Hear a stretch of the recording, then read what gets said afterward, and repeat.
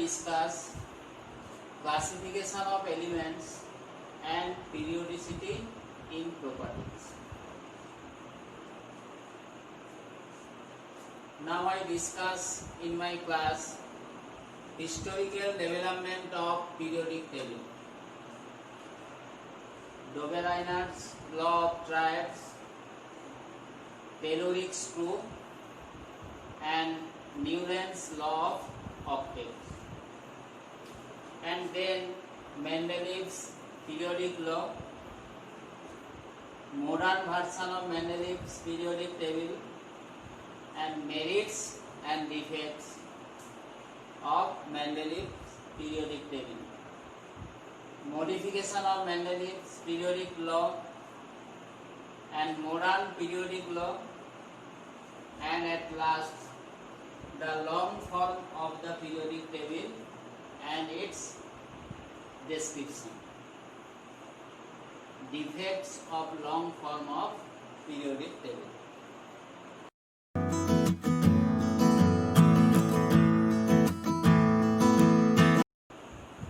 পর্যায় সারণীর ঐতিহাসিক ক্রমবিকাশ।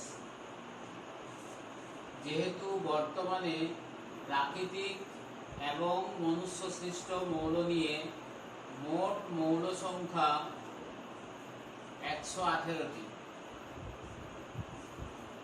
মোট মৌল সংখ্যা 118। তাহলে এতগুলো মৌল এবং এই মৌল দ্বারা গঠিত যৌগ নিয়ে আমাদের কেমিস্ট্রি। তো এই মৌলগুলোকে পৃথক পৃথকভাবে মনে রাখা আমাদের পক্ষে অসুবিধাজনক। তাই বিজ্ঞানীরা প্রথম থেকেই চেষ্টা করে আসছিলেন কিভাবে মৌলগুলোকে একটা সুনির্দিষ্টভাবে সাজানো যায় এবং আমাদের মনে রাখাও সহজ হয়। তাই বিভিন্ন বিজ্ঞানী বিভিন্নভাবে চেষ্টা করে আসছিলেন। তো প্রথমে মৌলগুলোকে ধাতু এবং অধাতু, ধাতু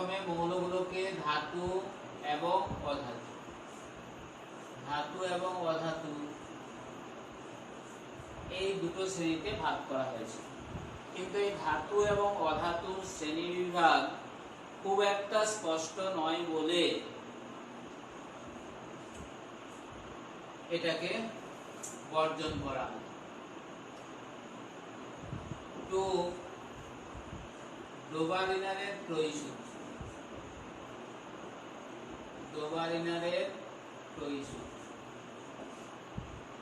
ডোভারিনার্স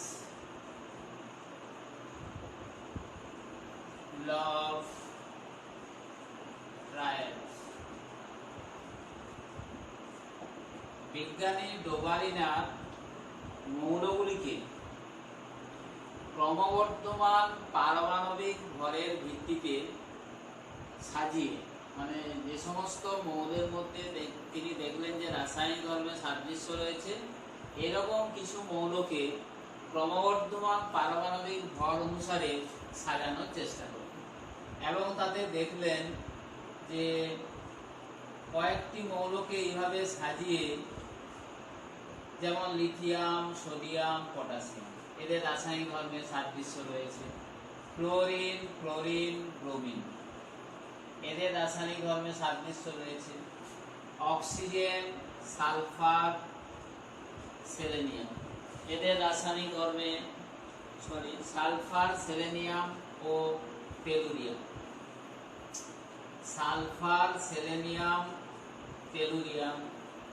ক্যালসিয়াম, স্ট্রনসিয়াম, বেরিয়াম, এই মৌলগুলোর রাসায়নিক ধর্মে সাদৃশ্য রয়েছে এবং এদেরকে তিনি এইভাবে ক্রমবর্ধমান পারমাণবিক ভর অনুসারে, যেমন লিথিয়ামের থেকে সোডিয়ামের বেশি, সোডিয়ামের থেকে পটাশিয়ামের বেশি, এইভাবে মৌলগুলোকে সাজিয়ে তিনি দেখলেন যে মাঝের মৌলটির পারমাণবিক ভর প্রথম এবং তৃতীয় মৌলের পারমাণবিক ভরের গড়ের সঙ্গে সমান। উদাহরণস্বরূপ লিথিয়ামের যেমন পারমাণবিক ভর 7, পটাশিয়ামের 39, তাহলে এই দুটোর এভারেজ নিলে আমরা পাচ্ছি 23। দেখা যাচ্ছে সোডিয়ামের পারমাণবিক ভরও 23। তাহলে হয় পারমাণবিক ভর সমান বা তার কাছাকাছি, যেমন ক্লোরিনের 19, ব্রোমিনের ক্লোরিন, ব্রোমিন, আয়োডিন, এই তিনটে মৌলকে সাজিয়েছিলেন, ক্লোরিন, ব্রোমিন এবং আয়োডিন। ক্লোরিনের 35.5, আয়োডিনের 127। দেখা যায় এই দুটোর গড় নিলে যা মান হয় সেটা ব্রোমিনের পারমাণবিক ভরের কাছাকাছি, ব্রোমিনের পারমাণবিক ভর আছে। তো এইভাবে তিনি মাত্র কয়েকটি মৌলকে সাজাতে সমর্থ হয়েছেন। সেই কারণে মানে যেহেতু সমস্ত মৌলকে এই শ্রেণীবিভাগের মধ্যে ফেলা যাচ্ছে না, তাই এই সূত্রটিকেও বর্জন করা হলো। 3, টেলুরিক স্ক্রু। টেলুরিক স্ক্রু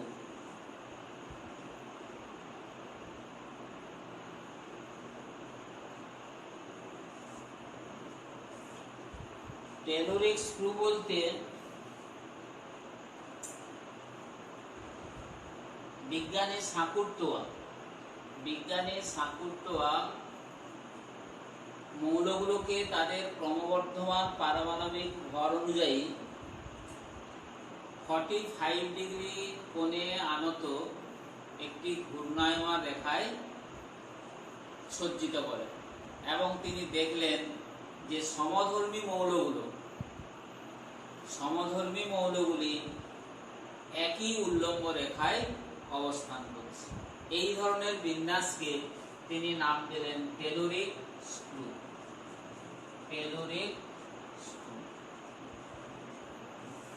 এবং এর ভিত্তিতেই এটাই কিন্তু যে মৌলগুলির রাসায়নিক ধর্মের পর্যায়ভিত্তিক প্রথম প্রকাশ।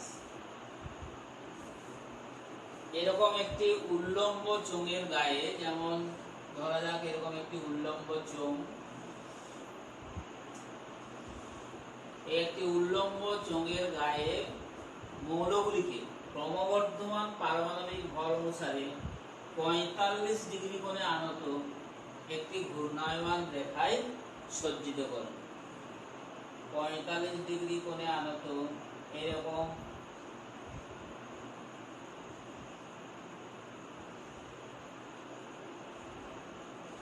কয়েকটি উল্লম্ব রেখায়, এই ঘূর্ণায়মান রেখায় সজ্জিত করে। এবং এগুলো হচ্ছে উল্লম্ব রেখাগুলো।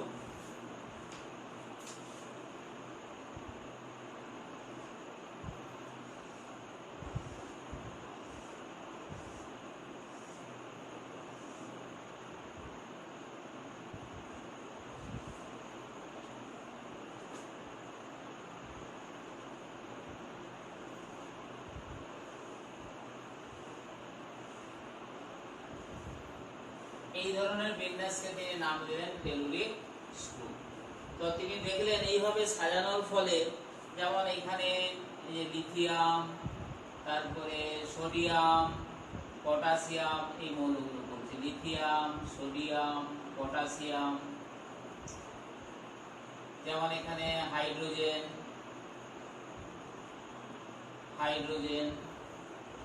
তারপরে এগুলোতে অক্সিজেন, সালফার,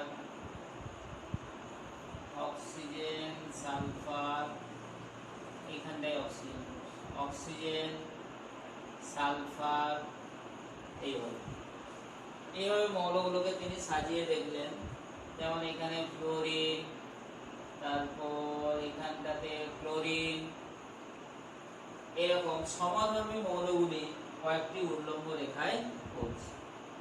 তাহলে মৌলসমূহের রাসায়নিক ধর্মের যে পর্যাবৃত্তি, এটা কিন্তু প্রথম এই সাঁকুরতোয়া, বিজ্ঞানী সাঁকুরতোয়া এটা আবিষ্কার করেছে। সাঁকুরতোয়ার টেলুরিক স্ক্রু। এরপরে আসছে নিউল্যান্ডের অষ্টক সূত্র।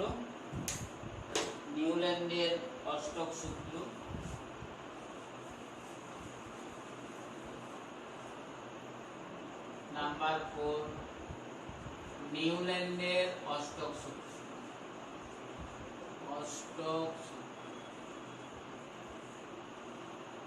Law of octaves by Newland. এই সূত্র অনুসারেও কয়েকটি হালকা মৌলকে বিজ্ঞানী নিউল্যান্ড সাজাতে সমর্থ হয়েছে, কয়েকটি হালকা মৌল, এবং এটা ক্যালসিয়াম পর্যন্ত এই সূত্রটা থাকে। যেমন এই যে lithium, beryllium, boron, carbon, nitrogen, oxygen, chlorine, sodium, magnesium, aluminium, silicon, phosphorus, sulphur, chlorine, potassium, calcium. এখন এই সূত্রটা হচ্ছে যে ক্রমবর্ধমান পারমাণবিক ভর অনুসারে মৌলগুলোকে যদি সাজানো হয় তাহলে প্রতি অষ্টম মৌলে ধর্মের পুনরাবৃত্তি। প্রতি অষ্টম মৌল অর্থাৎ লিথিয়াম থেকে আমরা যদি কাউন্টিং স্টার্ট করি তাহলে দেখব অষ্টম মৌল হচ্ছে সোডিয়াম। আবার সোডিয়াম থেকে কাউন্টিং স্টার্ট করলে অষ্টম মৌল পটাশিয়াম। ঠিক একইভাবে বেরিলিয়াম থেকে শুরু করলে ম্যাগনেসিয়াম, থেকে শুরু করলে ক্যালসিয়াম। অর্থাৎ এই সমধর্মী মৌলগুলি, এই মৌলগুলো হচ্ছে সমধর্মী। এই সমধর্মী মৌলগুলি একটা উল্লম্ব রেখার মধ্যে পড়ে। কিন্তু ক্যালসিয়ামের পর যে ভারী মৌলগুলো রয়েছে তাদের ক্ষেত্রে এই সূত্রটি আর প্রযোজ্য হয়নি। সেজন্য পর্যায় সারণীর আবিষ্কারে বা পর্যায় সারণীতে এই সূত্রগুলো অতটা গুরুত্ব পেল না। কিন্তু এই বিজ্ঞানীরা ডোবাইনার, তারপরে সাকুরতোয়া, নিউল্যান্ড এরা কিন্তু চেষ্টা করেছিলেন এই মৌলগুলোকে এইভাবে সাজাতে। এরপরে আসছি আমরা মেন্ডেলিভের পর্যায় সূত্র। মেন্ডেলিভের পর্যায় সূত্র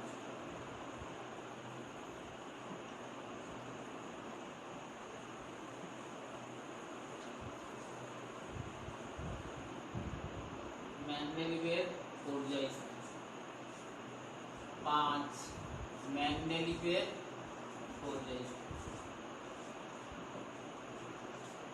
পিরিয়ডিক ল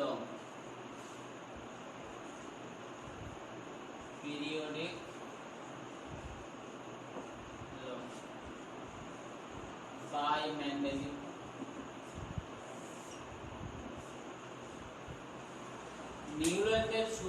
নিউল্যান্ডের যে অষ্টক সূত্র, নিউল্যান্ডের যে সূত্রে যে ত্রুটিটা ছিল সেটা মেন্ডেলিভ সংশোধন করে ওই প্রতি অষ্টম মৌলের জায়গায় বললেন পর্যায়ক্রম। তিনি বললেন যে প্রতি অষ্টম মৌলে ধর্মের পুনরাবৃত্তি ঘটে। মেন্ডেলিভ বললেন পর্যায়ক্রমে ধর্মের পুনরাবৃত্তি ঘটে। আর কিন্তু সেম যে মৌলের ভৌত এবং রাসায়নিক ধর্মাবলী তাদের ক্রমবর্ধমান তার পারমাণবিক ভরের সঙ্গে পর্যায়ক্রমে পুনরাবৃত্ত হয়। The physical and chemical properties of elements are a periodic function of their atomic weight. এটাই হলো পর্যায় সূত্র। এখন এই পর্যায় সূত্রের স্টেটমেন্টটা তোমরা পড়বে যে মৌলগুলিকে ক্রমবর্ধমান পারমাণবিক ভরের ভিত্তিতে সাজালে তাদের ভৌত এবং রাসায়নিক ধর্মাবলী পর্যায়ক্রমে পুনরাবৃত্ত। তো মেন্ডেলিভ কিন্তু এই পর্যায় সূত্রকে ভিত্তি করে সমস্ত মৌলকে, মানে মেন্ডেলিভ যখন পর্যায় সারণী আবিষ্কার করেছিলেন তখন 63টি মৌল, মাত্র 63টি মৌল আবিষ্কৃত হয়। এই 63টি মৌলকে নিয়ে তিনি কিন্তু সমস্ত মৌলের একটা তালিকা প্রকাশ করেছিলেন। এবং মেন্ডেলিভ ভেবে নিয়েছিলেন যে পরে পরে আরো অনেক মৌল আবিষ্কৃত হবে। অর্থাৎ মেন্ডেলিভের দূরদৃষ্টি ছিল আমরা বলতে পারি, এবং যে সমস্ত অনাবিষ্কৃত মৌলগুলো সেই সময় ছিল তাদের সম্পর্কে তিনি একটা ভবিষ্যৎবাণীও করেছিলেন এবং বেশ কিছু মৌলের জন্য তার পর্যায় সারণীতে ফাঁকা জায়গাও রেখে দিয়েছিলেন।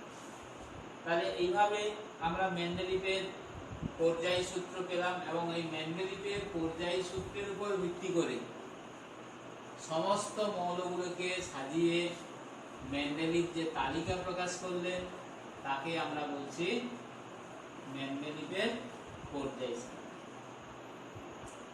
এখন প্রথমে মেন্ডেলিভের পর্যায় সারণীতে কিন্তু 8টা শ্রেণী ছিল, কেন না তখন নিষ্ক্রিয় মৌলগুলো আবিষ্কার হয়নি।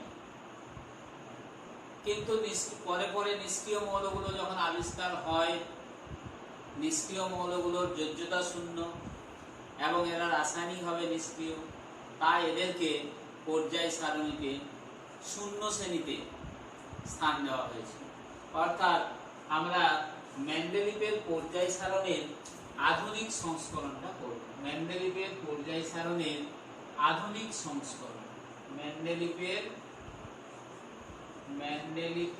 পর্যায় সারণীর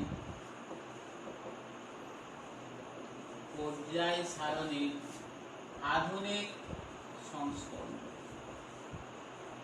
আধুনিক সংস্করণ।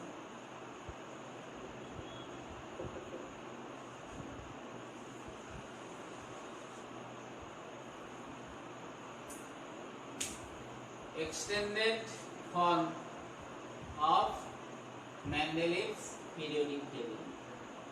এখন এই পিরিয়ডিক টেবিলে 7টি পর্যায় এবং 9টি শ্রেণী রয়েছে। এখন এই মেন্ডেলিভের পর্যায় সারণীর যে আধুনিক সংস্করণ তার এই চিত্রটা আমরা এই নিচে দিয়ে দিলাম। এইখানে চিত্রটা থাকবে মেন্ডেলিভের পর্যায় সারণীর আধুনিক সংস্করণ।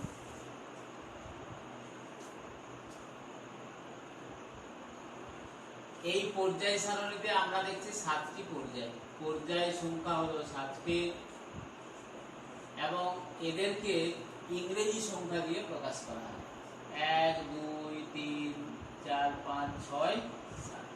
তাহলে পর্যায় হচ্ছে 7টি, পিরিয়ড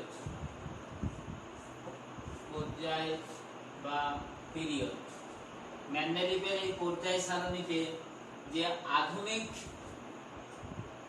মেন্ডেলিভের এই পর্যায় সারণীতে যে অনুভূমিক সারিগুলো রয়েছে, যে অনুভূমিক সারিগুলো 1 2 3 4 5 6 7, এই অনুভূমিক সারিগুলোকে বলা হচ্ছে পর্যায়। এই যে অনুভূমিক সারিগুলো, এইগুলোকে আমরা বলছি পর্যায়। তাহলে এখানে দেখছি আমরা 7টি পর্যায় পাচ্ছি, যাদেরকে এরকম ইংরেজি সংখ্যা দিয়ে প্রকাশ করা হয়েছে। এবং শ্রেণী গ্রুপ, শ্রেণী বা গ্রুপ, ইংরেজিতে গ্রুপ, শ্রেণী হচ্ছে 9টি। আমরা 9টি শ্রেণী বলবো। তার মধ্যে 1 থেকে 8 পর্যন্ত এগুলোকে বড় হাতের রোমান হরফে প্রকাশ করা হয়েছে। 1 2 3 4 5 6 7 এরকম বড় হাতের রোমান হরফে, 8 এবং 0 শ্রেণী। এই যে নবম শ্রেণীটাকে 0 দিয়ে প্রকাশ করা, এখানে নিষ্ক্রিয় মৌলগুলো স্থান পেয়েছে। এখানে এই যে 0 শ্রেণী, এখানে এই নিষ্ক্রিয় মৌলগুলো স্থান পেয়েছে। এরপরে আসছে উপশ্রেণী, সাবগ্রুপ। উপশ্রেণী, সাবগ্রুপ। দেখা যাচ্ছে এই মেন্ডেলিভের পর্যায় সারণীতে, মেন্ডেলিভের এই পর্যায় সারণীতে 1 থেকে 7 পর্যন্ত, 1 থেকে 7 পর্যন্ত এরকম দেখে নাও, প্রত্যেকটি 2টি করে উপশ্রেণী রয়েছে। এ বি, এইভাবে প্রত্যেকটার 2টি করে উপশ্রেণী রয়েছে। 1 থেকে 7 পর্যন্ত প্রত্যেকটার 2টি করে উপশ্রেণী। 1 থেকে 7 পর্যন্ত প্রত্যেকটার 2টি করে উপশ্রেণী, এ ও বি, এইগুলোকে আমরা বলছি উপশ্রেণী। তাহলে 1 থেকে 7 পর্যন্ত মোট হচ্ছে 14টি। আর অষ্টম শ্রেণীর কোনো উপশ্রেণী নেই। অষ্টম এবং যে জিরো শ্রেণী এদের কিন্তু উপশ্রেণী নেই। তাহলে আমরা বলবো যে উপশ্রেণী সহ এই মেন্ডেলিভের পর্যায় সারণীতে মোট 16টি শ্রেণী রয়েছে। পর্যায়ে যেটা বলছিলাম যে পর্যায়ে আছে 7টি, তার মধ্যে আরেকটা জিনিস দেখে নাও তোমরা, এই যে 1 2 3 4 চতুর্থ, পঞ্চম এবং ষষ্ঠ, চতুর্থ, পঞ্চম এবং ষষ্ঠ শ্রেণীগুলো বললাম। চতুর্থ, পঞ্চম এবং ষষ্ঠ এই পর্যায়গুলোতে আবার দুটো করে অনুভূমিক সারি রয়েছে। চতুর্থ, পঞ্চম এবং ষষ্ঠ পর্যায়ে দুটি করে অনুভূমিক সারি, দুটি করে অনুভূমিক সারি, অনুভূমিক সারি হরাইজন্টাল, আর এইগুলো পর্যায়গুলো হচ্ছে অনুভূমিক সারি আর শ্রেণী হচ্ছে উল্লম্ব সারি। তো এই যে অনুভূমিক সারিগুলো দুটো করে আছে, এদের মধ্যে একটাকে তিনি বলেছিলেন যুগ্ম সারি, আর একটা নাম দিয়েছিলেন অযুগ্ম সারি। অযুগ্ম সারি, ইভেন সিরিজ, অড সিরিজ। এখন এই চতুর্থ, পঞ্চম এবং ষষ্ঠ পর্যায়ে যে দুটো করে সারি যুগ্ম সারি, যুগ্ম সারি শুরু হয়েছে দেখে নেবে, এই চিত্রে পাবে পটাশিয়াম, রুবিডিয়াম এবং সিজিয়াম দিয়ে। এবং অযুগ্ম সারিগুলো শুরু হয়েছে কপার, সিলভার এবং গোল্ড দিয়ে। তাহলে এই হলো যুগ্ম এবং অযুগ্ম সারি। উপশ্রেণী বলতে যে এই যে মেন্ডেলিভের যে পর্যায় সারণী, এই মেন্ডেলিভের পর্যায় সারণীর এই যে 1 থেকে 7 পর্যন্ত যে দুটো করে উপশ্রেণী আছে, একই উপশ্রেণীর মধ্যে যে মৌলগুলো পড়ে তারা হলো সমধর্মী, অর্থাৎ এদের ভৌত এবং রাসায়নিক ধর্মে সাদৃশ্য রয়েছে। এখন এই মেন্ডেলিভের পর্যায় সারণীর বেশ কিছু উপকারিতা যেমন রয়েছে, আবার কিছু ত্রুটিও রয়েছে। মেন্ডেলিভের পর্যায় সারণীর উপকারিতা, মেন্ডেলিভের পর্যায় সারণীর উপকারিতা মানে এর ফলে, পর্যায় সারণী আবিষ্কারের ফলে মৌলগুলোর সুশৃঙ্খল শ্রেণীবিভাগ সম্ভব হয়েছে।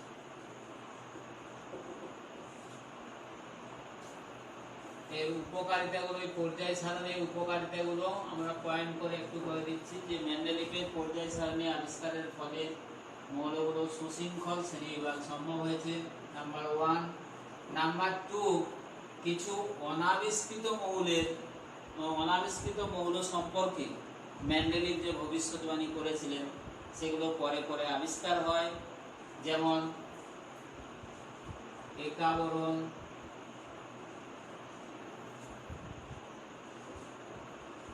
একা সিলিকন আবিষ্কারের পূর্বে মেন্ডেলিভ এই নামগুলো দিয়েছিলেন।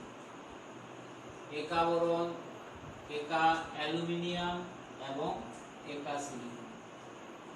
একা অ্যালুমিনিয়াম এবং একা সিলিকন। মেন্ডেলিভের জীবদ্দশাতে এই মৌলগুলি আবিষ্কার হয় এবং এইগুলোর নাম দেওয়া যথাক্রমে স্ক্যান্ডিয়াম, গ্যালিয়াম এবং জার্মেনিয়াম। বর্তমানে এই মৌলগুলোর পরমাণু ক্রমাঙ্ক মানে অ্যাটমিক নাম্বার 21, 31, 32। তাহলে এইভাবে মেন্ডেলিভের পর্যায় সারণী আবিষ্কারের ফলে কিছু অনাবিষ্কৃত মৌল আবিষ্কার করা সম্ভব হয়েছে। কিছু মৌলের, নাম্বার 3, কিছু মৌলের পারমাণবিক ভর সংশোধন করা সম্ভব হয়েছে। যেমন বেরিলিয়াম, ইন্ডিয়াম, এই মৌলগুলোর পারমাণবিক ভর সংশোধন করা সম্ভব হয়েছে। তো মেন্ডেলিভের এই পর্যায় সারণীর কিছু ত্রুটি রয়েছে, যে কারণে আমরা এই মেন্ডেলিভের পর্যায় সারণীকে বর্জন করে আধুনিক এবং দীর্ঘ পর্যায় সারণীতে যাব। তো পর্যায় সারণীর ত্রুটিগুলো হলো, নাম্বার 1, যে পর্যায়ক্রমে অসঙ্গতি, অর্থাৎ পর্যায় সারণীতে কিছু মৌল আছে যেমন argon, potassium, tellurium, cobalt nickel, tellurium, iodine, thorium এবং প্রোটেক্টিনিয়াম। এদের দেখা যায় পর্যায় সারণীতে আর্গনের পরে পটাশিয়াম আছে, কোবাল্টের পর নিকেল, টেলুরিয়ামের পর আয়োডিন এবং থোরিয়ামের পর প্রোটেক্টিনিয়াম। কিন্তু আর্গনের পারমাণবিক ভর, প্রথমে যে মৌলগুলো আছে এদের প্রত্যেকের পারমাণবিক ভর কিন্তু পরের যে মৌলগুলো এদের পারমাণবিক ভর অপেক্ষা বেশি। যেমন আর্গন 39.9, কিন্তু পটাশিয়ামে দেখা যায় 39, এইভাবে। তাহলে সেই জন্য এই মৌলগুলিকে বলা হয় মিসফিট পেয়ার্স।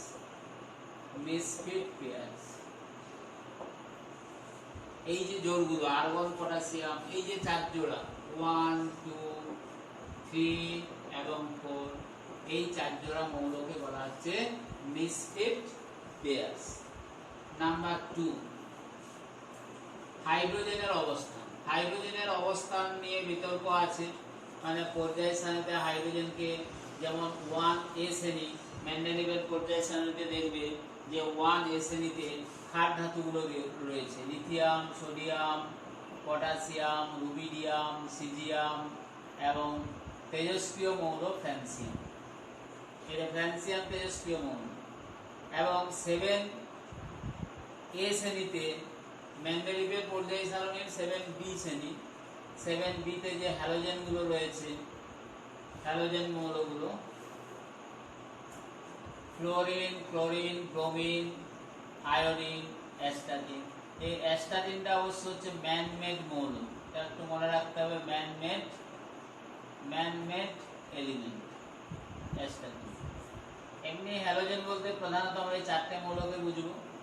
ক্ষার ধাতু বা অ্যালকালি মেটাল বলতে আমরা এই লিথিয়াম থেকে সিজিয়াম পর্যন্তই বুঝি। এখন এই হাইড্রোজেনের দেখা যায় এই ক্ষার ধাতুগুলোর সঙ্গে যেমন ধর্মের সাদৃশ্য এবং বৈসাদৃশ্য রয়েছে, আবার এই হ্যালোজেন মৌলগুলোর সঙ্গেও হাইড্রোজেনের ধর্মে সাদৃশ্য এবং বৈসাদৃশ্য উভয়ই রয়েছে। সেই কারণে হাইড্রোজেনকে 1A শ্রেণীতে যেমন রাখা যায়, আবার 7B তেও হ্যালোজেন মৌলগুলোর সঙ্গেও স্থান দেওয়া যায়, যার ব্যাখ্যা কিন্তু মেন্ডেলিভের পর্যায় সারণী থেকে পাওয়া যাচ্ছে। নাম্বার 3, দেখা যায় যে কিছু সমধর্মী মৌলকে ভিন্ন গ্রুপে এবং ভিন্নধর্মী মৌলগুলোকে একই গ্রুপে স্থান দেওয়া হয়েছে। যেমন এই যে মেন্ডেলিভের পর্যায় সারণী দেখো 1A উপশ্রেণী, 1A আর 1B, এটা হলো শ্রেণী গ্রুপ। 1A তে যেমন এই যে ক্ষার ধাতুগুলো আছে lithium, sodium, potassium, rubidium, caesium, আর 1B তে আছে কপার, সিলভার, গোল্ড। এরা সম্পূর্ণ ভিন্নধর্মী মৌল। এগুলো হচ্ছে তীব্র সক্রিয় অ্যালকালি মেটাল এবং এগুলো হচ্ছে রাসায়নিকভাবে নিষ্ক্রিয় এবং এদেরকে বলা হচ্ছে নোবেল মেটাল, বর্ধাতু। তাহলে এই ভিন্নধর্মী মৌলগুলোকে একই গ্রুপ 1-এ রাখা আছে। এটা মেন্ডেলিভের পর্যায় সারণী থেকে এর ব্যাখ্যা পাওয়া যায় না। এবং কিছু সমধর্মী মৌল ধর্মে যথেষ্ট মিল থাকা সত্ত্বেও, যেমন বেরিয়াম এবং লেড, বেরিয়ামকে 2A শ্রেণীতে রাখা আছে এবং লেডকে 4B শ্রেণীতে রাখা আছে, কিন্তু এদের ধর্ম প্রায় একই, ধর্ম প্রায় একই। তাহলে মিল থাকা সত্ত্বেও ভিন্ন ভিন্ন গ্রুপে এবং অমিল থাকা সত্ত্বেও ওই ধর্মে বৈসাদৃশ্য থাকা সত্ত্বেও একই গ্রুপে রাখা আছে। নাম্বার 4 হচ্ছে এই যে অষ্টম শ্রেণীতে দেখো মেন্ডেলিভের পর্যায় সারণী যেটা রয়েছে, অষ্টম শ্রেণীতে তো কোনো সাব গ্রুপ নেই। অষ্টম শ্রেণীতে 3টে করে মৌলকে রাখা আছে, iron, cobalt, nickel, ruthenium, rhodium, palladium, এরকম 3টে করে, অসমিয়াম, ইরিডিয়াম, প্লাটিনাম, এরকম 3টে করে মৌলকে রাখা আছে, যাদের পারমাণবিক ভর কিন্তু ভিন্ন ভিন্ন, অথচ একই শ্রেণীতে রাখা আছে। মেন্ডেলিভের পর্যায় সারণীর ভিত্তিটা কি? না, মেন্ডেলিভ মৌলগুলোকে ক্রমবর্ধমান পারমাণবিক ভরের ভিত্তিতে সাজিয়েছিলেন, কিন্তু আলাদা আলাদা হওয়া সত্ত্বেও একই শ্রেণীতে এদেরকে স্থান দেওয়া আছে। নাম্বার 5 হচ্ছে ল্যান্থানয়েডস এন্ড অ্যাক্টিনয়েডস। ল্যান্থানয়েডস এন্ড অ্যাক্টিনয়েডস। এই যে ল্যান্থানয়েডস, সিরিয়াম টু লুটেসিয়াম, ল্যান্থানয়েডস, সিরিয়াম টু লুটেসিয়াম, এই 14টি মৌল। অ্যাক্টিনয়েডস, থোরিয়াম টু লরেন্সিয়াম। এই যে 14টি করে মৌল, এখানে 14টি এবং এখানেও 14টি মৌল, এই 14টি মৌলকে একই শ্রেণীতে মেন্ডেলিভের যে পর্যায় সারণী, মেন্ডেলিভের পর্যায় সারণী দেখো 3A শ্রেণীতে, মেন্ডেলিভের পর্যায় সারণী 3A তে ল্যান্থানামের সঙ্গে এগুলোকে রাখা আছে, ল্যান্থানামের সঙ্গে, এবং এগুলো 3A শ্রেণীতে রাখা আছে। এবং এখানে অ্যাক্টিনিয়ামের সঙ্গে অ্যাক্টিনিয়ামের সঙ্গে অ্যাক্টিনয়েডস, এই 14টি মৌলকে রাখা আছে। মেন্ডেলিভের পর্যায় সারণী যারা ব্যাখ্যা দিতে পারেন। আইসোটোপের স্থান, আইসোটোপগুলোর পারমাণবিক ভর ভিন্ন ভিন্ন, একই মৌলের যে ভিন্ন ভিন্ন পরমাণু, যাদের পরমাণু ক্রমাঙ্ক একই কিন্তু ভর সংখ্যা অর্থাৎ পারমাণবিক ভর ভিন্ন ভিন্ন, তাদের আইসোটোপ বলা হয়। তাহলে নাম্বার 6 হচ্ছে আইসোটোপের স্থান। মেন্ডেলিভের পর্যায় সারণীতে আইসোটোপের জন্য কোনো পৃথক স্থান নেই। তাহলে এইগুলো হচ্ছে মেন্ডেলিভের পর্যায় সারণীর ত্রুটি। এই কারণে মেন্ডেলিভের পর্যায় সূত্রের সংশোধনের প্রয়োজন হলো। মেন্ডেলিভের পর্যায় সূত্রের আমাদের সংশোধনের প্রয়োজন হলো। মেন্ডেলিভ যখন পর্যায় সারণী আবিষ্কার করেছিলেন তখন ভাবা হতো যে পারমাণবিক ভর অর্থাৎ অ্যাটমিক ওয়েট হলো মৌলের স্বকীয় ধর্ম, মানে অ্যাটমিক ওয়েট হচ্ছে মৌলের ফান্ডামেন্টাল প্রপার্টি। তাই ক্রমবর্ধমান পারমাণবিক ভরের ভিত্তিতে মৌলগুলোকে সাজানো হয়েছিল। তাহলে মেন্ডেলিভের পর্যায় সূত্রের সংশোধন, modification of Mendeleev's periodic law। প্রথমে বিজ্ঞানী মোজলের এক্স রশ্মি বর্ণালীর পরীক্ষা, এক্স রশ্মি বর্ণালীর পরীক্ষা। এই পরীক্ষা তোমাদের এর যে আগের চ্যাপ্টার পরমাণুর গঠন, এই পরমাণুর গঠনে মোজলের পরীক্ষা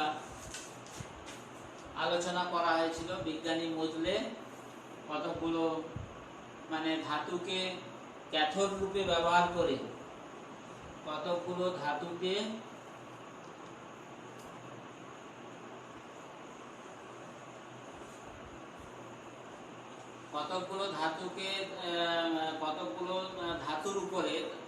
ধাতুকে তিনি টার্গেট রূপে ব্যবহার করে এই ধাতুগুলোর উপরে ক্যাথোড রশ্মি নিক্ষেপ করে দেখেন ওই ধাতুর পৃষ্ঠতল থেকে যে এক্স রশ্মি নির্গত হয় ওই এক্স রশ্মির কম্পাঙ্ক পরিমাপ করে, এবং যে ধাতুগুলো টার্গেট রূপে ব্যবহার করেছিলেন তাদের পারমাণবিক ভরকে এই যে ওয়াই অ্যাক্সিস বরাবর এবং কম্পাঙ্কের বর্গমূলকে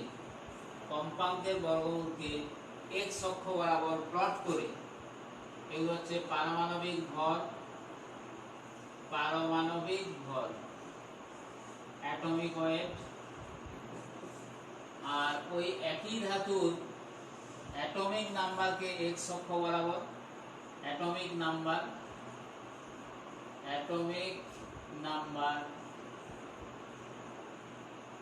এক্স অক্ষ ওয়াই অক্ষ বরাবর, এবং কম্পাঙ্কের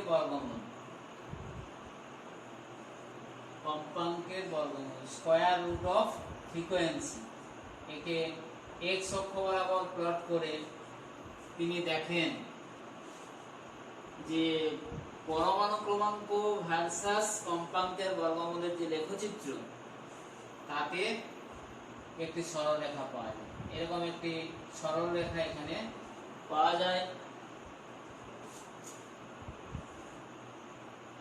এবং প্রায় সব বিন্দুগুলো এই সরলরেখার উপর পড়ে। কিন্তু এক্ষেত্রে পারমাণবিক ভর বনাম কম্পাঙ্কের যে লেখচিত্র, তাতে দেখা যায় যে সরলরেখার উপরে এবং নিচে বিন্দুগুলো পড়ে, মানে এরকম বিন্দুগুলো পড়ে। অর্থাৎ এক্ষেত্রে সরলরেখা পাওয়া যায় না, এরকম একটা রেখা পাওয়া যায়, এইরকম রেখা পাওয়া যায়।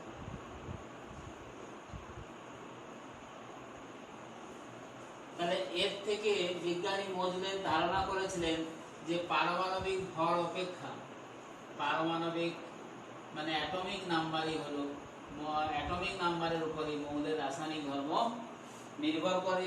অর্থাৎ অ্যাটমিক নাম্বার, এখান থেকে এই পরীক্ষা থেকে তিনি সিদ্ধান্তে এসেছিলেন atomic number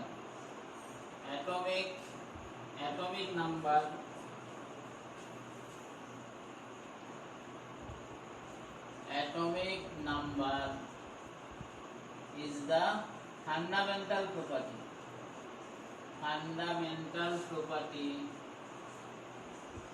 of the elements.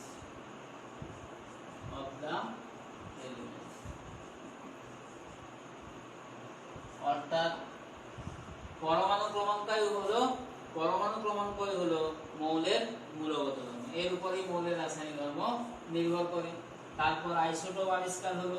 Isotope আবিষ্কার হওয়ার পর মেন্ডেলিভের এই মজলের পরীক্ষার যে সিদ্ধান্ত, সেটা আরো দৃঢ়ীকৃত হলো। অর্থাৎ মেন্ডেলিভের পর্যায় সূত্রে পারমাণবিক ভরের পরিবর্তে পরমাণু ক্রমাঙ্কের ভিত্তিতে, ক্রমবর্ধমান পরমাণু ক্রমাঙ্কের ভিত্তিতে মৌলগুলিকে সাজানো হলো। অর্থাৎ বলা হলো atomic number is the serial number of the elements. অর্থাৎ atomic number is the serial number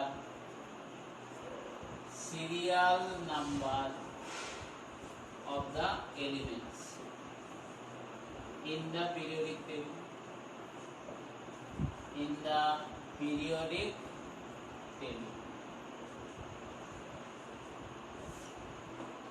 এই কারণে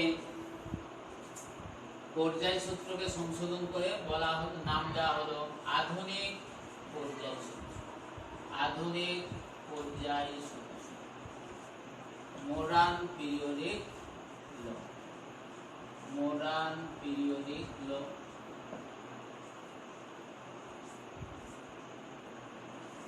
মৌলগুলিকে তাদের ক্রমবর্ধমান পরমাণু ক্রমাঙ্কের ভিত্তিতে সাজালে মৌলগুলির ভৌত রাসায়নিক ধর্ম পর্যায়ক্রমে পুনরাবৃত্ত হয়। অর্থাৎ the physical and chemical properties of the elements are a periodic function of their atomic number instead of atomic weight.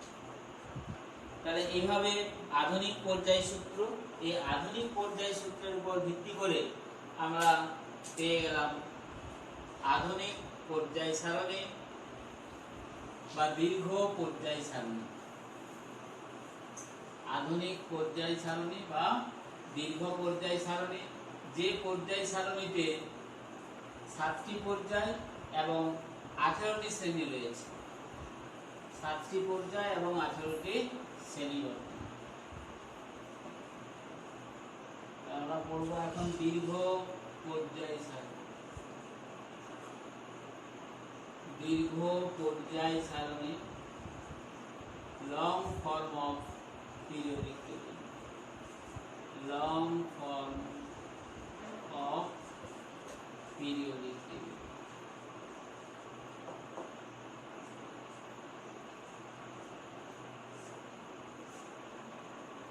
Long form of periodic table এখানে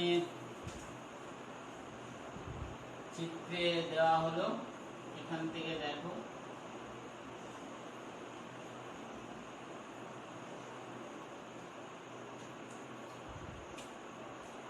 এখানে যে লং ফর্ম অফ পিরিয়ডিক টেবিলটা দিয়ে দেওয়া, এই চিত্রে তোমরা দেখে নাও যে লং ফর্ম অফ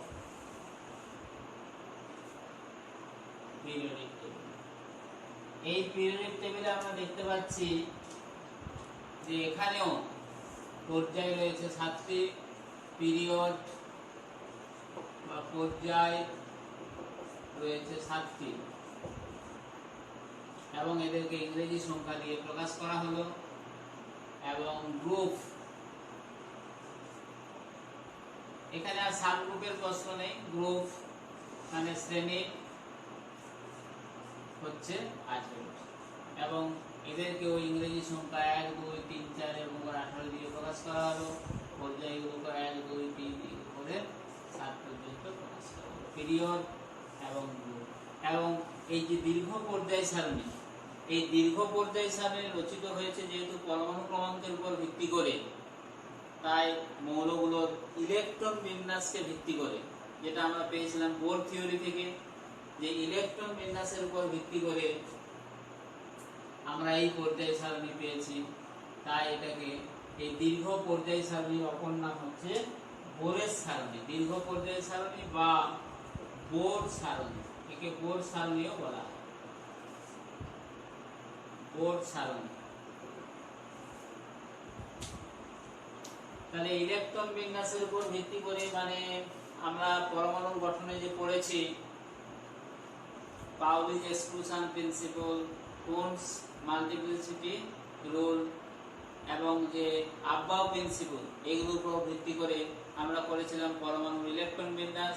ওই ইলেকট্রন বিন্যাসকে বেস করে আমরা এই পর্যায় সারণীতে প্রত্যেকটি পর্যায়ে কতগুলো করে মৌল রয়েছে সেগুলো আমরা পেয়ে যাব।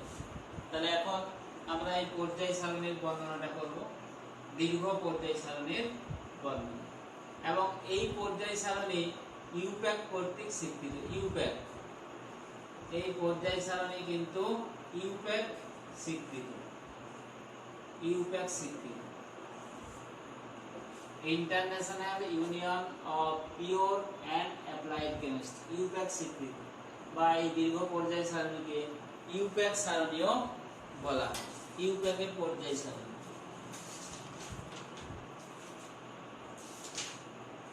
তাহলে এখানে এই পর্যায় সারণীতে তোমরা দেখবে যে 7টি পর্যায় রয়েছে, পর্যায়গুলো আমরা ডিসকাশন আসছি। পর্যায় সারণীর বর্ণনা, পর্যায় সারণীর বর্ণনা, ডেসক্রিপশন, ডেসক্রিপশন।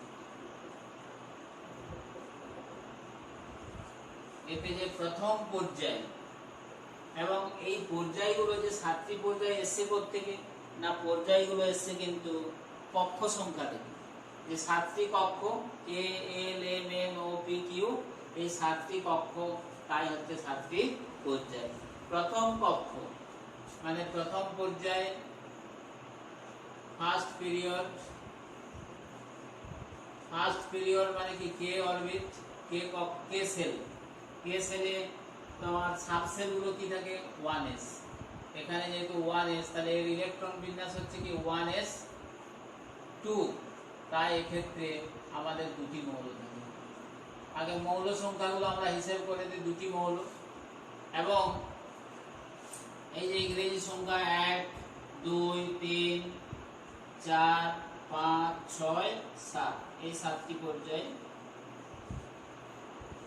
প্রথম পর্যায়ে দুটি মৌল, হাইড্রোজেন এবং হিলিয়াম, হাইড্রোজেন আর হিলিয়াম, অ্যাটমিক নাম্বার 1, 2, প্রত্যেকটা পর্যায়ে শেষ হবে নিষ্ক্রিয় মৌলে গিয়ে। Second period, second period, second period, তাহলে সেকেন্ড পিরিয়ড মানে দ্বিতীয় কক্ষ, এখানে আছে 2s2p, এখানে 2s2p, মানে কটা ইলেকট্রন 2s2p6, মানে এখানে 8টি মৌল, 8টি মৌল, এখানে দুটি মৌল হাইড্রোজেন হিলিয়াম, এখানে 8টি মৌল। তাহলে শুরু হবে লিথিয়াম থেকে, লিথিয়াম মৌলগুলো কিন্তু সব ভালো করে পড়ে নিতে হবে, lithium, beryllium, boron, carbon, nitrogen, oxygen, fluorine, neon, এই 8টি মৌল। শেষ হবে। তাহলে এর পরমাণু ক্রমাঙ্ক 2, এর 10। প্রথমটা শেষটার অ্যাটমিক নাম্বারটা আমরা লিখছি 3 থেকে 10। Third period 3s3p। তাহলে এখানে 3s3p মানে তৃতীয় কক্ষে আছে কি 3s3p 3d, কিন্তু আমরা আব্বাউ প্রিন্সিপাল থেকে পেয়েছি 3d অরবিটালের এনার্জি যেহেতু 4s এর থেকে বেশি, তাই এক্ষেত্রে 3p এর পরে এনার্জির ক্রম অনুসারে শক্তির ক্রম অনুসারে 4s চলে আসে, তাই তৃতীয় পর্যায়েও 8টি মৌলই থাকবে। এখানে 8টি মৌল, 8টি মৌল শুরু হবে। তাহলে আমাদের 8টি মৌল শুরু হবে এ থেকে, সোডিয়াম থেকে।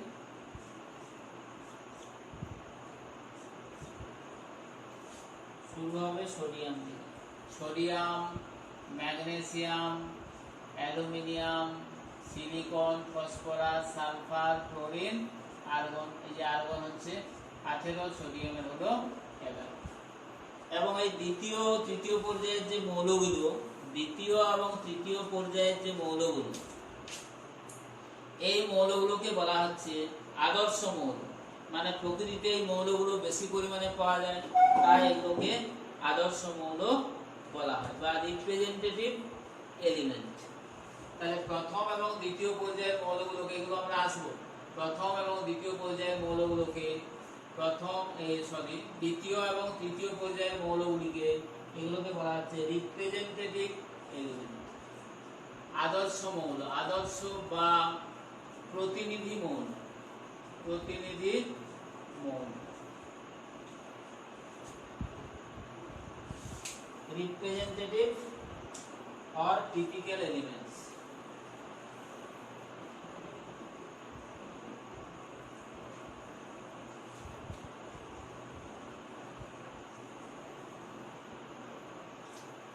representative or typical elements, typical or representative elements। ওকে,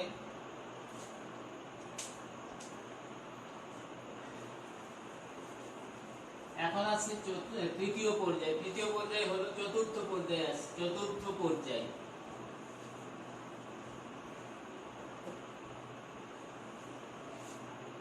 চতুর্থ পর্যায়,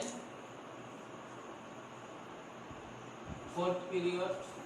চতুর্থ পর্যায়, ফোর্থ পিরিয়ড স্টার্ট হবে পটাশিয়াম থেকে, পটাশিয়ামের 19, পটাশিয়াম থেকে শেষ হবে আমাদের ক্রিপ্টনে গিয়ে। ক্রিপ্টন হচ্ছে 36, পরের নিষ্ক্রিয় মৌল যে 36।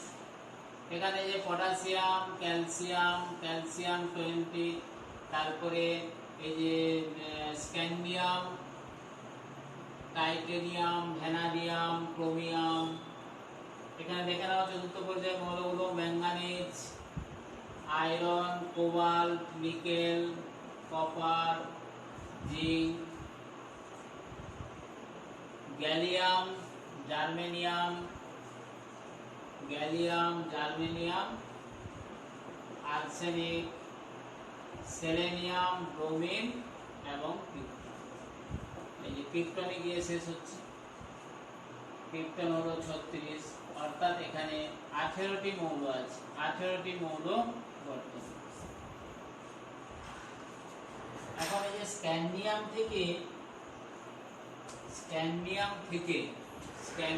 থেকে কপার পর্যন্ত এই মৌলগুলোকে বলা হচ্ছে সন্ধিগত মৌল।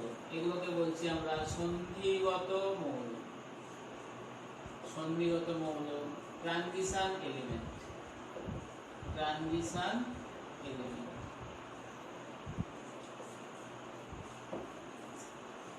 কতগুলো আছে? 9টি। ট্রানজিশন এলিমেন্ট কতগুলো আছে? 9টি। তাহলে এখানে ট্রানজিশন এলিমেন্ট আছে 9টি। আর যে বাকি মৌলগুলো, এখন এখানে পর্যায়ে, আধুনিক পর্যায় সারণীতে তোমরা 4টি ব্লক দেখবে। এই যে এখানে এস ব্লকটা দেখতে পাচ্ছ, এস ব্লক, এখানে দুটি শ্রেণী আছে। এইখানটাতে পি ব্লকটা দেখতে পাচ্ছ, পি ব্লক এখানে আছে 13 থেকে 18 পর্যন্ত, এই শ্রেণীগুলো পি ব্লকের মধ্যে পড়ছে। 1 এবং 2 নম্বর শ্রেণী এস ব্লকের মধ্যে পড়ছে। এইরকম জায়গাটাই দেখতে পাচ্ছ, দেখো 3 থেকে 12 পর্যন্ত, 3 থেকে 12 পর্যন্ত এই শ্রেণীগুলো তোমার বি ব্লকের মধ্যে পড়ছে, বি ব্লক। এবং একদম তলায় দেখতে পাচ্ছ এখানে এফ ব্লক, এফ ব্লক রয়েছে। এফ ব্লকের আবার দুটো ভাগ আছে, এখানে দেখতে পাচ্ছ ল্যান্থানয়েডস আর অ্যাক্টিনয়েডস। এখন এই যে ডি ব্লকের মৌল চতুর্থ পর্যায়ে স্ক্যান্ডিয়াম টু, চতুর্থ পর্যায়ে দেখতে পাচ্ছ স্ক্যান্ডিয়াম থেকে জিঙ্ক পর্যন্ত 21 থেকে 30, এই মৌলগুলো ডি ব্লকের মৌল এবং এদেরকে সাধারণভাবে সন্ধিগত মৌল বলা হয়, কিন্তু আমরা পরের ক্লাসে করব। এখানে সন্ধিগত মৌল জিঙ্ককে, মানে সন্ধিগত মৌলের যে ডেফিনেশন সেই অনুসারে কপারকে বলা হয়, কিন্তু জিঙ্ককে বলা যাবে না। তাহলে এই স্ক্যান্ডিয়াম থেকে জিঙ্ক পর্যন্ত আর যে বাকি মৌলগুলো 21 থেকে 30 বাদ দিলে এই পর্যায়ে যে বাকি মৌলগুলো, সেগুলোকে বলছি আমরা আদর্শ মৌল, টিপিক্যাল অর রিপ্রেজেন্টেটিভ এলিমেন্টস। আর নিষ্ক্রিয় মৌল তো আছে একটা শেষে ক্রিপ্টন। এবার আসি পঞ্চম পর্যায়ে, এখানেও তোমার 18টি মৌল, 18টি মৌল রয়েছে। তাহলে আমাদের স্টার্ট হবে রুবিডিয়াম থেকে, রুবিডিয়াম 37 এবং শেষ হবে পরের নিষ্ক্রিয় মৌল জেননে গিয়ে, পরের নিষ্ক্রিয় মৌল জেনন।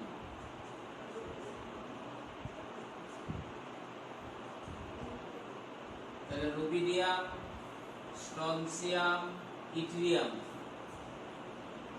ইট্রিয়াম 39 এবং এখান থেকে আমাদের সন্ধিগত মৌল স্টার্ট হচ্ছে আবার দ্বিতীয় সন্ধিগত সারি। ইট্রিয়াম, জার্কোনিয়াম, জার্কোনিয়াম জেডার, niobium, molybdenum, technetium, ruthenium, rhodium, palladium, silver, এই পর্যন্ত সন্ধিগত মৌল। Cadmium, indium, tin, antimony, tellurium, iodine এবং জেনুন 50।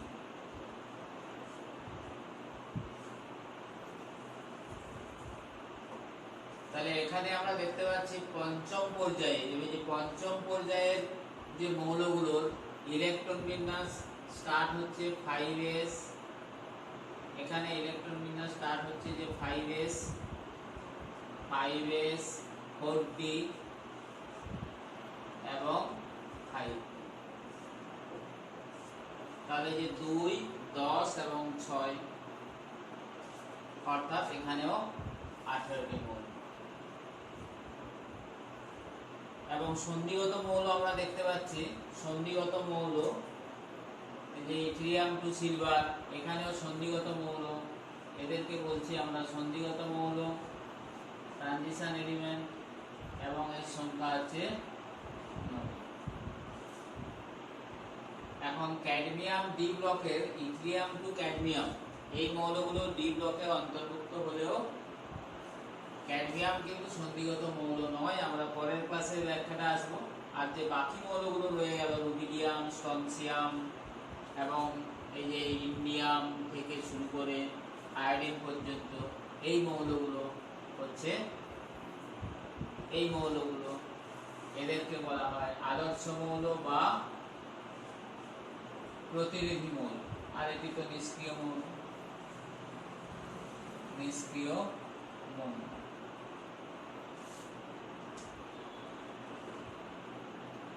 ষষ্ঠ পর্যায়ে 6th পিরিয়ড।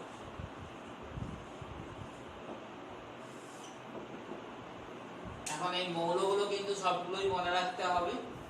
তাছাড়া এর পরের ক্লাসে আমি এই দীর্ঘ পর্যায় সারণী,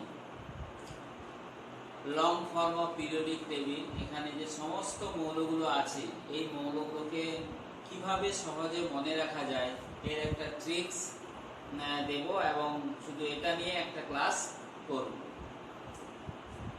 সিক্স পিরিয়ড তাহলে শুরু হবে সিজিয়াম থেকে। এখানে এটা হচ্ছে পর্যায় সারণীর অতি দীর্ঘ পর্যায়। এতে 32টি মৌল রয়েছে, 32টি মৌল। শুরু হবে সিজিয়াম থেকে, শেষ হবে পরের নিষ্ক্রিয় মৌল রেডন। সিজিয়াম 55 এবং রেডন হলো 86।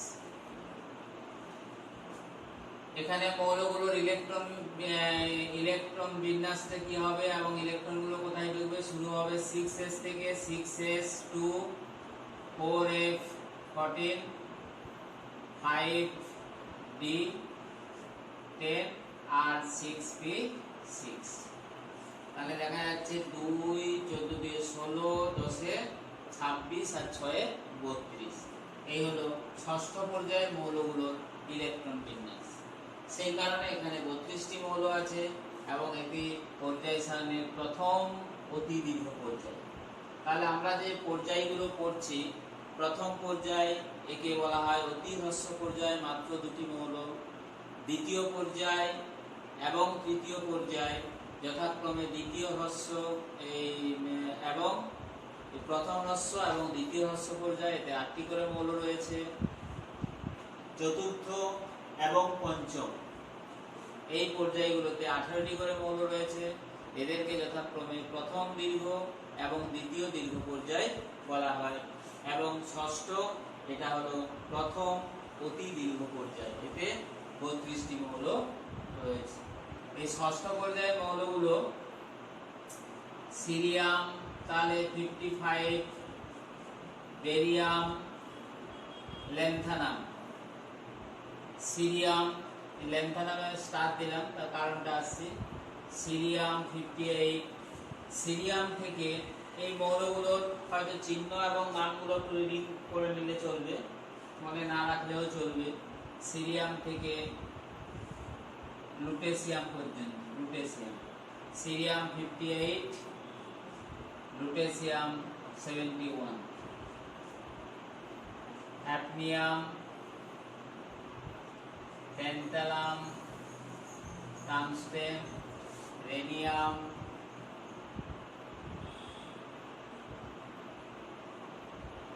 (74, 75) osmium, iridium, platinum, gold, mercury, thallium, lead, bismuth, polonium, astatine এবং রেডন।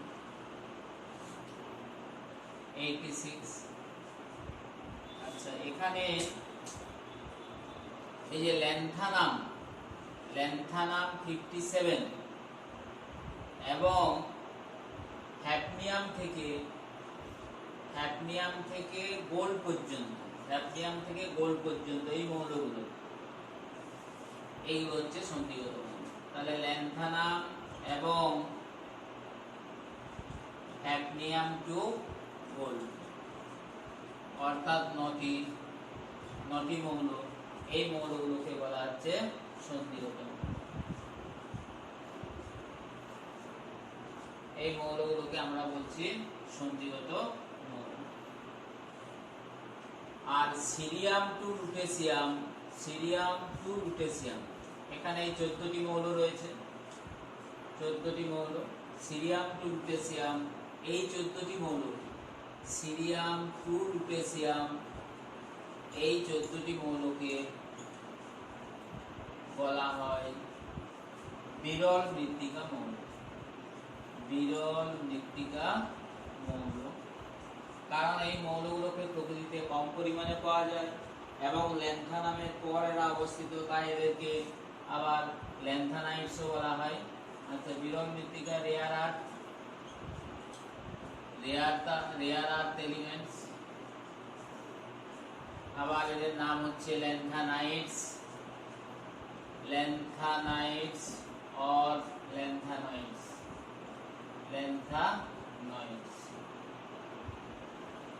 আর বাকি মৌলগুলো অর্থাৎ এই সন্ধিগত মৌল ট্রানজিশন এলিমেন্ট এবং রেয়ার আর্থ এলিমেন্ট ছাড়া আর যে বাকি মৌলগুলো এবং এটি নিষ্ক্রিয় মৌল এগুলো ছাড়া বাকি মৌলগুলো হচ্ছে আদর্শ মৌল। অবশ্যই এখানে এই ষষ্ঠ পর্যায় থেকে রেডিও অ্যাক্টিভ এলিমেন্ট স্টার্ট হচ্ছে, এখানে বিসমাথ থেকে এই মৌলগুলো আবার হচ্ছে রেডিও অ্যাক্টিভ এলিমেন্ট।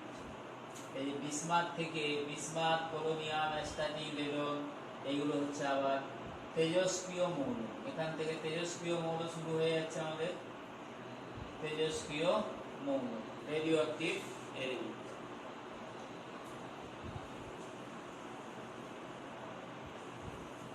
সপ্তম পর্যায় অর্থাৎ দ্বিতীয় অতি দীর্ঘ পর্যায়।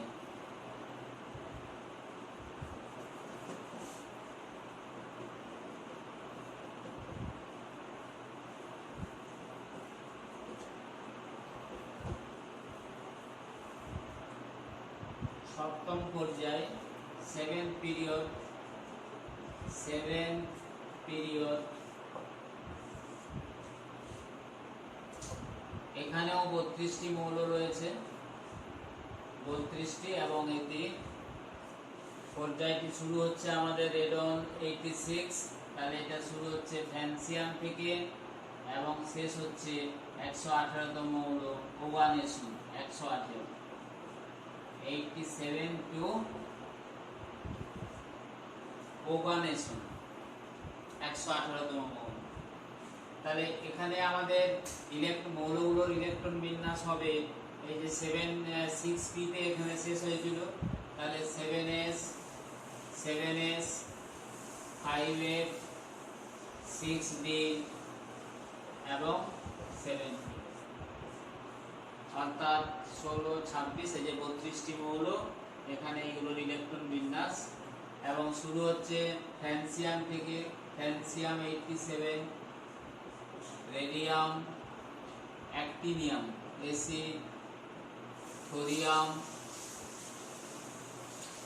থোরিয়াম থেকে লরেন্সিয়াম, এলআর 103, রাদারফোরিয়াম, আরএফ, ডাফনিয়াম, ডিবি। এই পরের কয়েকটা মৌল নাম মনে রাখলেও চলবে, তবে নামগুলো একটু প্র্যাকটিস করে নিতে হবে। দিয়ে আমরা চলে আসছি রনজেনিয়াম, আরজি, কপারনিসিয়াম, সিএন। তারপরে যে কয়েকটি মৌল আছে এই মৌলগুলো 113 নিওনিয়াম, এই যে 113 হচ্ছে নিওনিয়াম, 114 115 মৌলটা করবে মস্কোভিয়াম এমসি, 117 টেনেসিয়াম, তারপর 118 ওগানেসন, 118 ওগানেসন। টেনেসাইন এটা হচ্ছে টিএস। এই মৌলগুলোর একটু নাম লিখে দিচ্ছি যে নিহোনিয়াম, যেহেতু সব বইয়ে এগুলো দেওয়া নেই, নিহোনিয়াম এগুলো নতুন মৌল এই চারটা আবিষ্কৃত হয়ে গেছে। নিহোনিয়াম, NH 115, মস্কোভিয়াম 117, টেনেসাইন 117,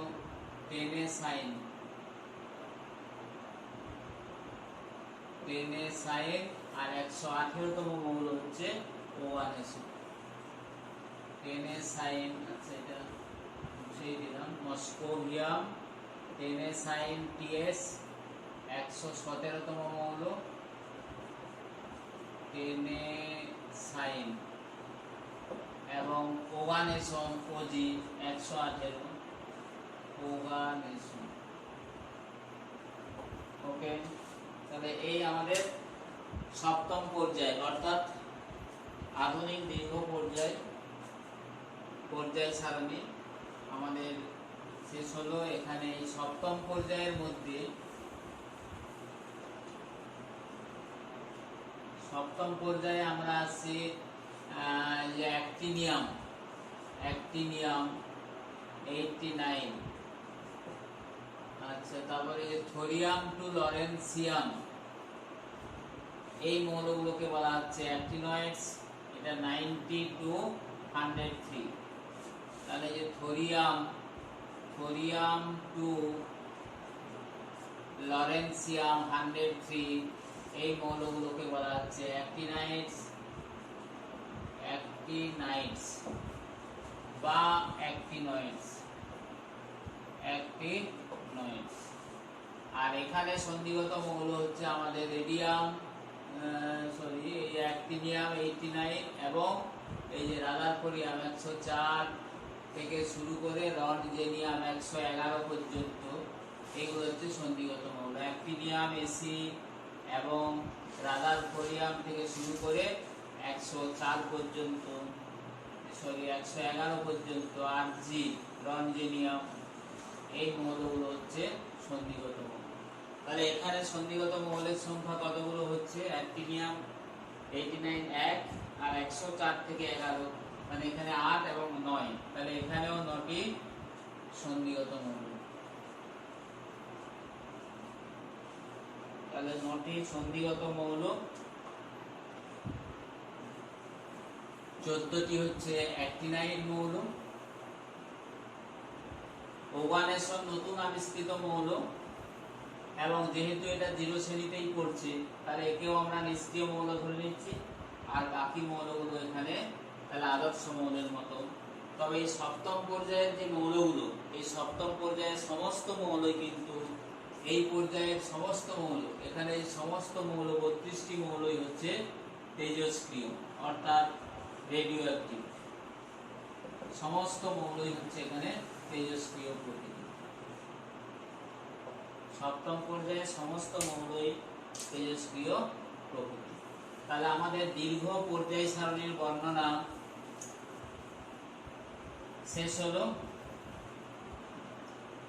এখন মেন্ডেলিভের পর্যায় সারণীর আধুনিক সংস্করণ এবং দীর্ঘ পর্যায় সারণী, এই দুটোর মধ্যে যদি আমরা কম্পেয়ার করি তাহলে দেখব মেন্ডেলিভের পর্যায় সারণী মৌলের পারমাণবিক ভরের ভিত্তিতে গড়ে উঠেছে, অর্থাৎ it is based on atomic weight of the element. কিন্তু দীর্ঘ পর্যায় সারণী অর্থাৎ a long form of periodic table is based on atomic number of the elements. আবার মোজলের পরীক্ষা থেকে আমরা দেখেছি, মোজলে এক্স রশ্মি বর্ণালী পরীক্ষার সাহায্যে প্রমাণ করেছিলেন যে মৌলের পরমাণু ক্রমাঙ্ক হলো রাসায়নিক ধর্মের নিয়ন্ত্রক, অর্থাৎ মৌলের নিউক্লিয়াসস্থিত যে প্রোটন সংখ্যা তার উপরেই রাসায়নিক ধর্ম নির্ভর করে, এবং এই নিউক্লিয়াসস্থিত প্রোটন সংখ্যাকে আমরা বলি অ্যাটমিক নাম্বার।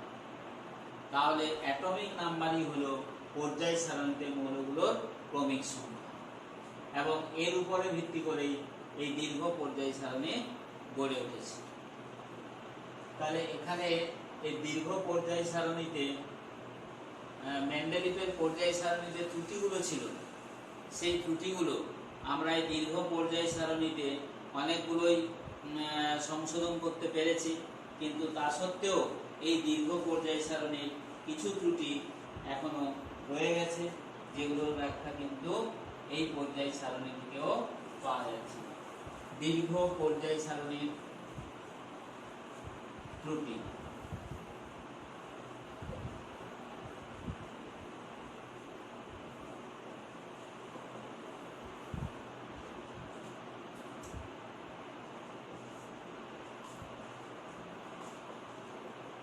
দীর্ঘ পর্যায় সারণীর ত্রুটি।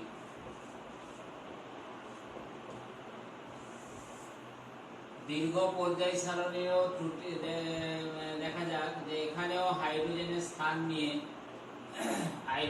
স্থান দীর্ঘ পর্যায় সারণীতেও কিন্তু সুনির্দিষ্ট নয়, কারণ হাইড্রোজেনের এই যে 1A শ্রেণীর যে ক্ষার ধাতুগুলো রয়েছে, 1A শ্রেণীতে যে ক্ষার ধাতুগুলো রয়েছে এবং 7A শ্রেণীতে যে হ্যালোজেন মৌলগুলো রয়েছে, উভয় মৌলের সাথেই হাইড্রোজেনের ধর্মের কিছু সাদৃশ্য এবং বৈসাদৃশ্য রয়েছে। যেমন 1A শ্রেণী, এখানে আমাদের রয়েছে lithium, sodium, potassium, rubidium, caesium এবং ফ্রান্সিয়াম। এগুলোকে আমরা বলেছি অ্যালকালি মেটাল।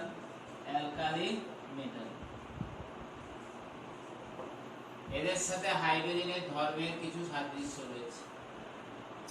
হাইড্রোজেনের সঙ্গে এই মৌলগুলোর ধর্মের সাদৃশ্য, যেমন হাইড্রোজেনের সাথে 1 নম্বর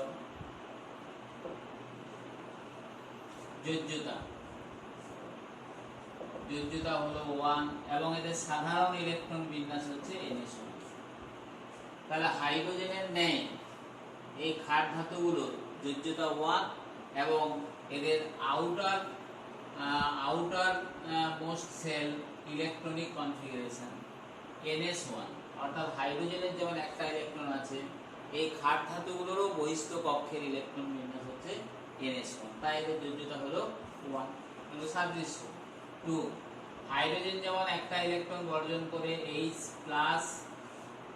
ক্যাটায়ন গঠন করতে পারে, ক্ষার ধাতুগুলো একইভাবে একটি ইলেকট্রন বর্জন করে M+ গঠন করতে পারে, যেখানে M ইকুয়াল টু এই অ্যালকালি মেটালগুলো lithium, sodium, potassium, rubidium, caesium এবং ফ্রান্সিয়াম। হাইড্রোজেনের ন্যায় ক্ষার ধাতুগুলো তীব্র বিজারক। হাইড্রোজেন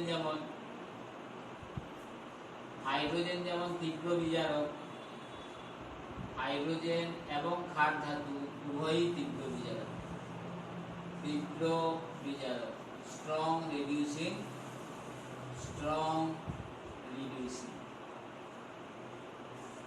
এজেন্ট, তীব্র বিজারক দ্রব্য হিসাবে কাজ করে। হাইড্রোজেন এবং ক্ষার ধাতু উভয়ই, এখানে হাইড্রোজেন এবং ক্ষার ধাতু উভয়ই কি বললাম, যোজ্যতা 1, উভয়ই ক্যাটায়ন গঠন করতে পারে এবং 4 নম্বর এদের অক্সাইডগুলো, হাইড্রোজেনের অক্সাইড কি সুস্থিত, হাইড্রোজেনের অক্সাইড H2O যেমন সুস্থিত। এদের অক্সাইডগুলো, M এর অক্সাইড সমূহ হচ্ছে M2O, এগুলো উভয়ই সুস্থিত। তাহলে যে অ্যালকালি মেটালগুলোর সঙ্গে হাইড্রোজেনের ধর্মের এরকম সাদৃশ্যের জন্য হাইড্রোজেনকে এই 1A শ্রেণীর ক্ষার ধাতুগুলোতে, এই যে 1A শ্রেণী, এখানে প্রথমে হাইড্রোজেন, তারপরে এই ক্ষার ধাতুগুলো রয়েছে lithium, sodium, potassium, rubidium, caesium এবং ফ্রান্সিয়াম। এই হাইড্রোজেনকে এখানে বসানো হয়েছে। আবার 7A শ্রেণীতে যে হ্যালোজেন মৌলগুলো রয়েছে FCl, Br, I, হ্যালোজেন মৌল এবং অ্যাস্টাটিন AT, তার মধ্যে এইগুলোকে বলা হচ্ছে কি হ্যালোজেন মৌল। এই হ্যালোজেন মৌলগুলোর সঙ্গেও হাইড্রোজেনের ধর্মের কিছু সাদৃশ্য রয়েছে। হ্যালোজেন মৌলগুলোর সঙ্গেও হাইড্রোজেনের ধর্মের কিছু সাদৃশ্য রয়েছে। যেমন এদের সাথে সাদৃশ্য হলো যোজ্যতা, উভয়েরই হাইড্রোজেন এবং হ্যালোজেন মৌলগুলোকে সাধারণভাবে X দিয়ে প্রকাশ করছি। X, হাইড্রোজেন এবং X উভয়েরই যোজ্যতা 1,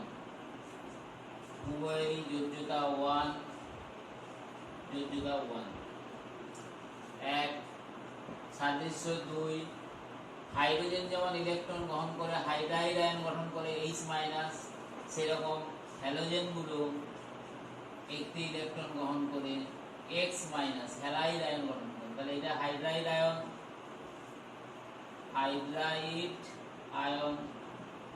এবং হ্যালাইড আয়ন। তাহলে হাইড্রাইড আয়ন এবং হ্যালাইড আয়ন। নাম্বার 3,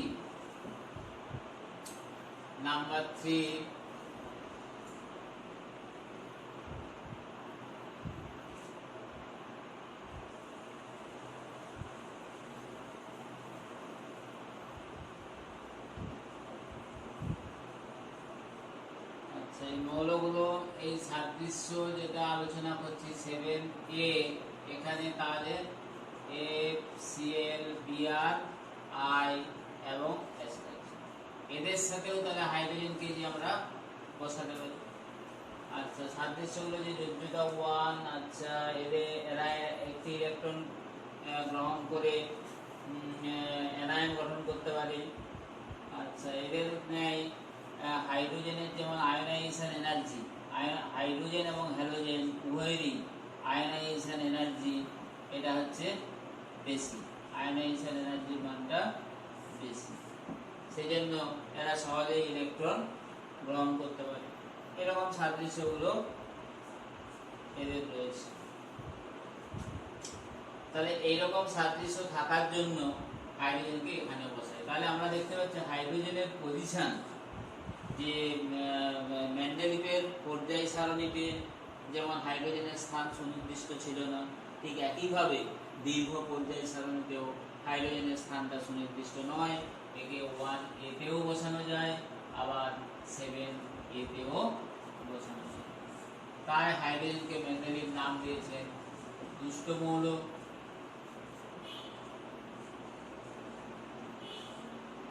রুজ এলিমেন্ট।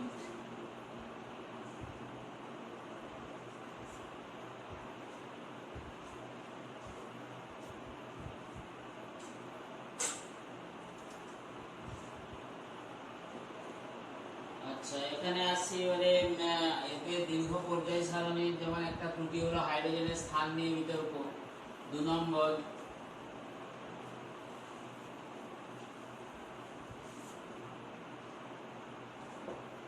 ল্যান্থানাইডস এবং অ্যাক্টিনাইডস, ল্যান্থানাইডস বা ল্যান্থানয়েডস এবং অ্যাক্টিনয়েডস।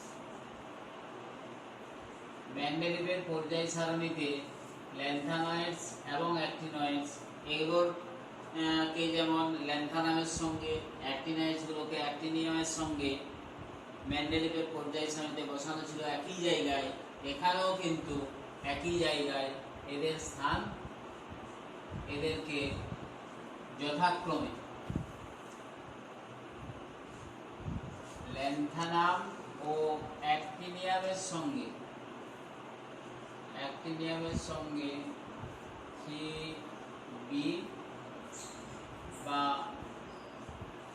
3 নম্বর শ্রেণীতে স্থান দেওয়া হয়েছে।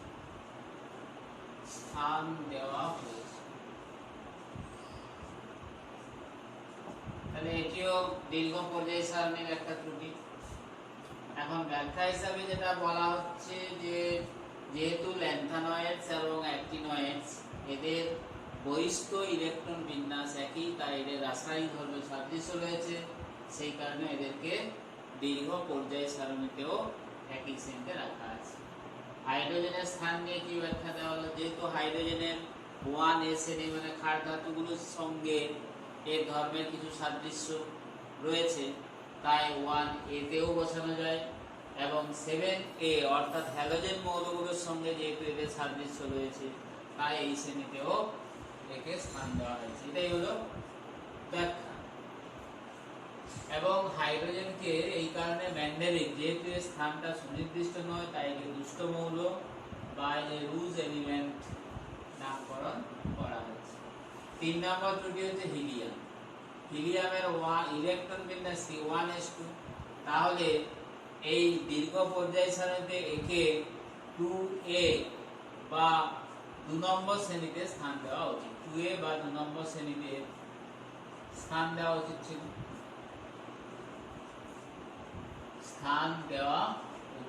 কিন্তু যেহেতু এটি নিষ্ক্রিয় মৌল, এর ইলেকট্রন বিন্যাস সুস্থিত, তাই একে অন্যান্য নিষ্ক্রিয় মৌলগুলোর সঙ্গে 8A বা দীর্ঘ পর্যায় সারণীর 18 নম্বর শ্রেণীতে একে স্থান দেওয়া হয়েছে। এই শ্রেণীতে আমাদের স্থান দেওয়া হয়েছে। তাহলে এগুলো দীর্ঘ পর্যায় সারণীর ত্রুটি। এখন দেখা যাচ্ছে তাহলে দীর্ঘ পর্যায় সারণীও কিন্তু ত্রুটিমুক্ত নয়, কিন্তু তা সত্ত্বেও যেহেতু এই দীর্ঘ পর্যায় সারণী ইলেকট্রন বিন্যাসের ভিত্তিতে রচিত, তাই এর গ্রহণযোগ্যতা বেশি এবং এটা মেন্ডেলিভের পর্যায় সারণীর তুলনায় অধিক বিজ্ঞানসম্মত। সেই কারণে আমরা এই পর্যায় সারণীটাকে অ্যাকসেপ্ট করেছি। এখন এই যে বিভিন্ন প্রথা অনুসারে পর্যায় সারণীর গ্রুপগুলির চিহ্নিত করা। বিভিন্ন প্রথা বলতে আমরা যে দীর্ঘ যে পর্যায় সারণী, এটা বলেছি ইউপ্যাক স্বীকৃত, অর্থাৎ এই ইউপ্যাক সিস্টেমে আমাদের পর্যায় সারণীতে যে 18টি শ্রেণী, এখানে ইংরেজি সংখ্যা 1 থেকে 18 পর্যন্ত ইংরেজি সংখ্যা দিয়ে একে প্রকাশ করা হয়। ক্যাশ সিস্টেম, ক্যাশের ফুল ফর্ম আমরা বলেছি ক্যাশ মানে chemical abstract service, chemical abstract service. এই কেমিক্যাল অ্যাবস্ট্রাক্ট সার্ভিস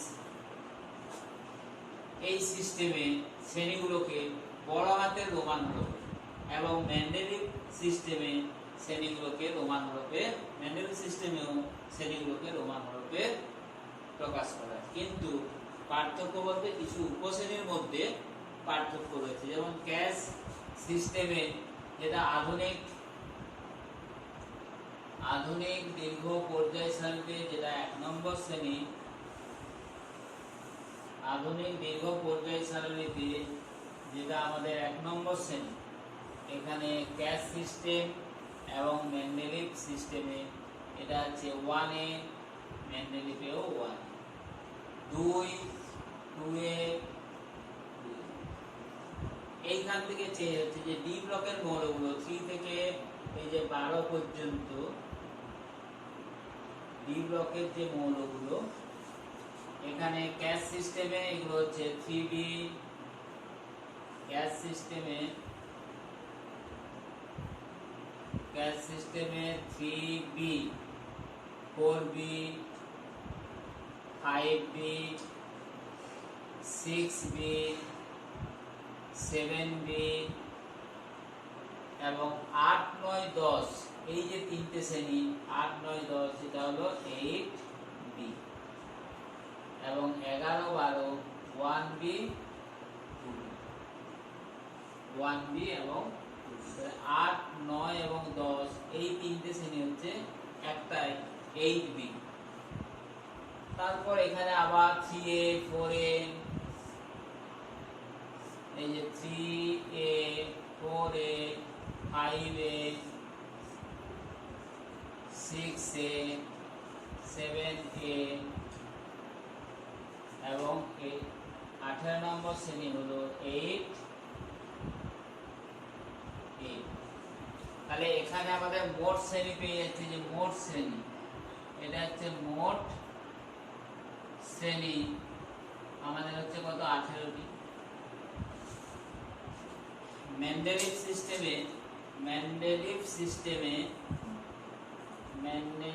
সিস্টেমে এটা হচ্ছে আমাদের এই যে এখানেও 1A, 2A, কিন্তু 13 নম্বর থেকে এগুলো হচ্ছে আমাদের 3B, 4B, 5B, 6B, 7B, 8B এবং এটা হলো 0 শ্রেণী। মেন্ডেলিভ সিস্টেমে নিষ্ক্রিয় মৌলগুলোকে 0 শ্রেণীতে স্থান দেওয়া হয়েছে।